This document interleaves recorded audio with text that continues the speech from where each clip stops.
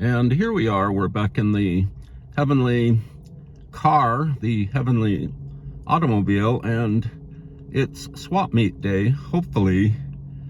It's been a couple of weeks since I personally have been to the swap meet, to this particular swap meet. I'm trying to talk louder here in the car because sometimes I sound muffled and unlistenable. So before we go to the swap meet to look for things, I'm going into Panera coffee shop to get my usual coffee.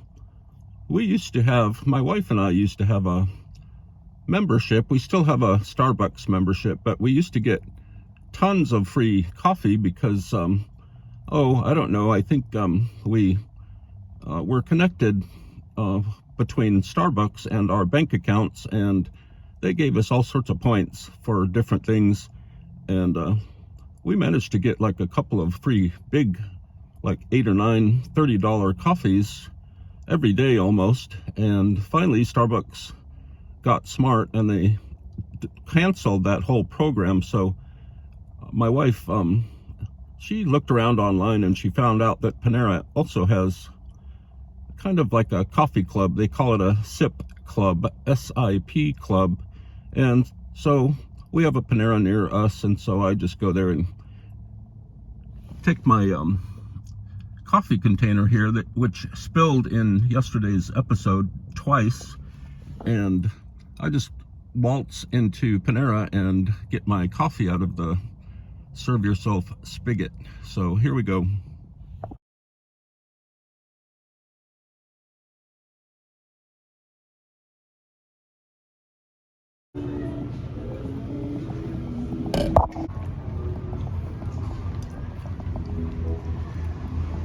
Okay, so we got the coffee, my Sunday coffee. Hopefully I won't spill this anywhere on the trip today. The swap meet is about 20 minutes away by car and 5 minutes away by supersonic jet. So yes, I'm pretty sure that the architect who designed the shopping precinct in Manchester, England, also designed this shopping mall near us. What a coincidence. I don't usually pick up literature from people who are on the street or who have set up little tables on the street passing out their literature, but I had to pick up this little flimsy little thick kids book from the Jehovah's Witness people. It's just really nice. I figured I could get some sort of knowledge out of it. It was free, and they were very happy that I took it because a lot of people are afraid of the people that are on the street handing out free books. So I've already read a little bit of this while waiting for different things in the car, the heavenly automobile. So it's really nice drawing on the front, really structured and beautiful, really a clear composition. A friend who now lives in Mexico as a Jesuit priest sent me this CD many years ago. It's by a group called The Gentle Soul, produced by Terry Melcher from 1968. Over the years, I've periodically attempted to listen to it, and I have. It's very light rock, folk rock, very pleasant, and I think it's from Sundazed Records. Interesting, it's Sunday today. And these are the Gentle Soul. I'm still near the shopping mall that looks like the shopping precinct in Manchester. That's a great photo. And we're off to the swap meet. I've also been playing in the car. I couldn't drive around in my car without listening to all sorts of different music. And also, besides that Gentle Soul CD that we just looked at, I've been playing this Mojo Magazine compilation that came out a few years ago. It's got a lot of his hits, Lou Reed's hits, and it has one of my favorite versions of Real Good Time Together on here, which is from Street Hustle. Amazingly and profoundly, this has a excerpt from Lou Reed's Metal Machine Music, and it's part 1, and it's like an 8 or 16 minute version of part of Metal Machine Music, which is great. It actually sounds very good in the car while driving. It sounds a lot better on CD. Also, the stereo separation is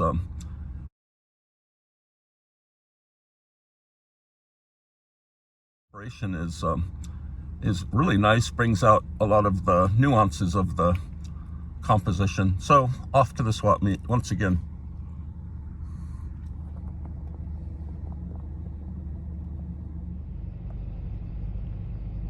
I've always thought that the Red Lobster should change their name to the Well Red Lobster, and they could have like a library of books inside the restaurant for people to read.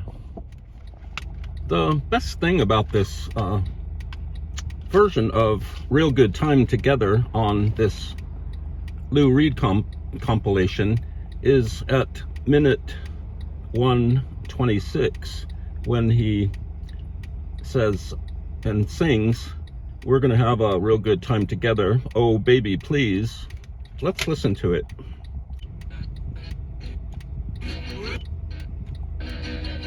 We're gonna dance and ball and shout together, oh baby please, we're gonna have...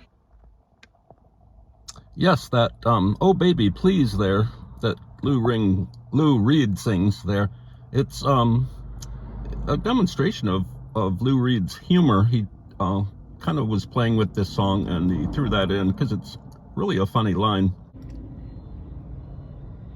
I had to stop for gasoline to fill up.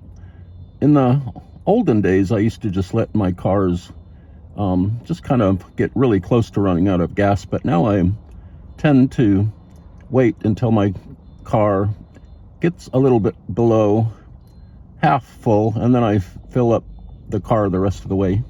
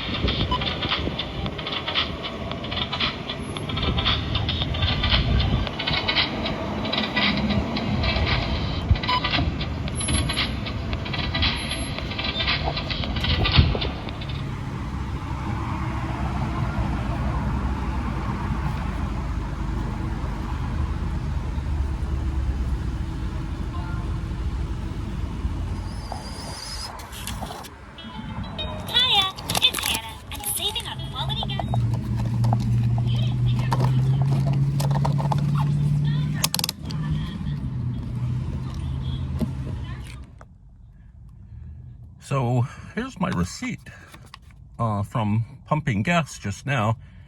4 gallons of gas, $300. Every time I pump gas and fill up my car, I love leaving the gas station while I play Black Sabbath really loud. It makes me look in control and strong.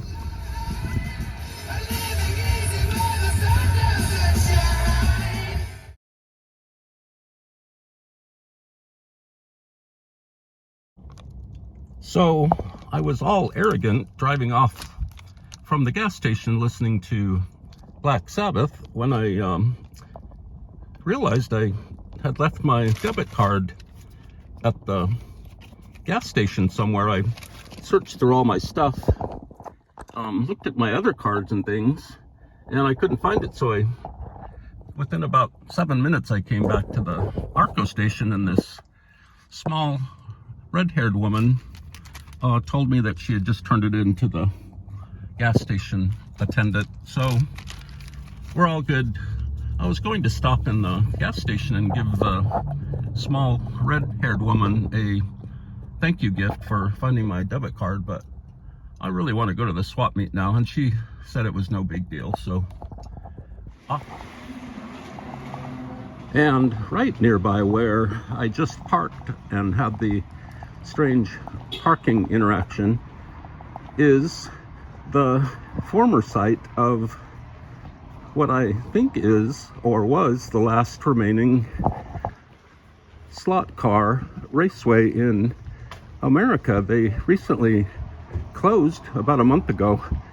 Inside this little window area stood a gigantic set of slot car raceway track. This whole area was just filled with these old wooden tracks. They've closed now. Many people are sad, the slot car racers. This raceway track was here for 50 years, I think, and they packed up all the raceways, the track, and they put it in storage. It's legendary, some of these tracks that they had in here. I don't think I ever visited a slot car raceway, but this was the big one, and it was tucked away here near the Wiener. And through keen observation, I noticed that there are still canopies and tents over there in the swap meet area, so that's a good sign. And now we can clearly observe a small utility truck that's covered in graffiti, some tagging and some flash art. And this little truck is here all the time. It's part of a auto care complex, and periodically the graffiti changes. It's a rolling work of art. Nearby is this crazy sign. It's always full of falling letters and strange phrases, and I like the word strut. It has various meanings.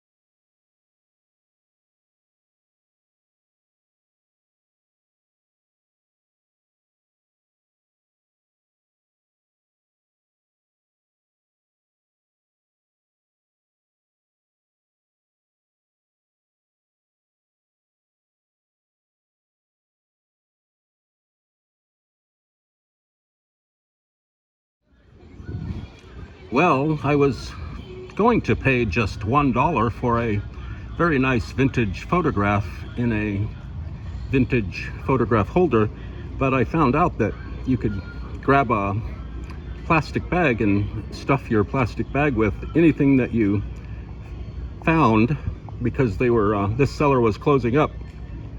So I grabbed a bag and paid $1, and I picked up all sorts of fun things, including a old copy of Operation, the board game. It looks complete. I've never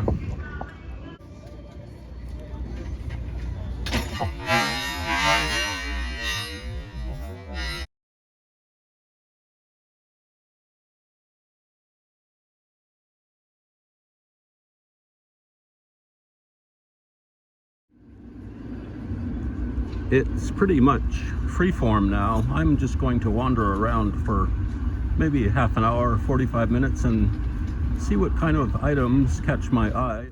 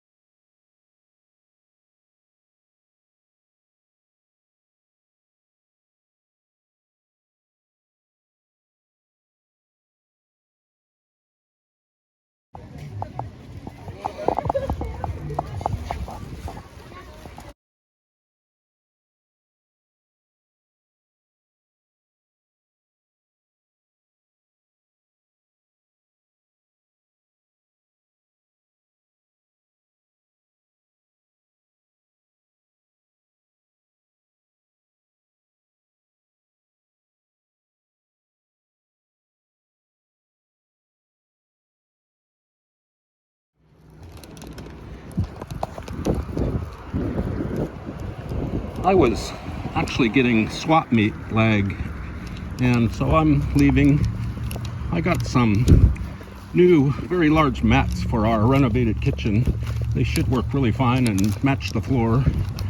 I also got some flowers for the woman who is hotter than my coffee, and it was just time to go. It's really late. I'm surprised swap meet people are still hanging out. It's like there were even more people there when I left than when I got there. So originally I was just going to pay $1 for this old vintage nightclub photo, but then the seller told me that I could just fill up a whole bag with stuff for $1, so that's what I did. So I got this, and I picked up some really crazy, some old 1979 patches for I don't know what, and a bunch of a handbag which I'm going to wear when I go out, some license plates, and a pristine